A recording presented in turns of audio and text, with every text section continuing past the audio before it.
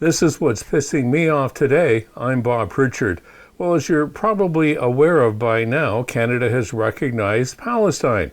And a lot of us are thinking that that's okay. They've had a rough go of it in Gaza, and that there needs to be some changes happening in that area of the world. Then shortly after that, Benjamin Netanyahu, the Prime Minister of Israel, got on the podium at the United Nations and said that our actions were disgraceful. So that raises the question in my mind of what is a terrorist organization? Because that's what Netanyahu called Palestine. So the reality of it is, or the bottom line is, that whoever we're fighting against is a terrorist. If you look back at something like World War II and the Nazis, you're going to find out that we considered them to be terrorists.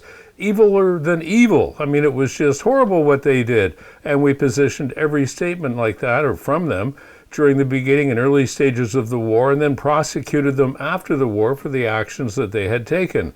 Well, in all probability, if you had been in Nazi Germany in the 30s and 40s, you would have found out that we were the bad guys, we were the terrorists, and we're doing it all wrong. So when we come down to the discussion about what's going on in Israel right now, or with Israel and Palestine, Gaza, who is doing what to whom and who's at fault here? I don't know how you feel about it, but when I watch the news, all I can see are thousands and thousands, actually tens of thousands of people, innocent people, who have been murdered by Israeli troops. And why were they murdered? Well, because Israel's getting back the hostages, and they should. However, at what cost? There was, 128 hostages taken altogether, something in that range.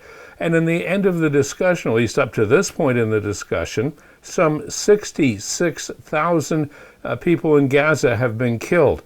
That doesn't sound like it's much of a trade-off. Sounds to me like there's something really horrible going on. The other things I don't understand, and I ask myself on a regular basis, how can people like Netanyahu sleep at night when they run around blowing up innocent people, when they cut off the food supply so they're starving to death, when they cut off the medicine so they can't be cured? These are the things that I think we all need to have a look at. And in the world picture, is Putin any better than what's going on in the Middle East right now? I mean, look at what's happening there. They're blowing up apartment buildings. There's no military value in blowing up buildings. And this is 2025. It's not like they're just blindly shooting missiles off and hoping for the best. These things have guidance systems. They can pick out which window they want the missile to go into. So it's really hard for me to fathom that all these people are just fighting terrorism and blowing up everything in sight. I think it's outright, aggressiveness. It's outright domination.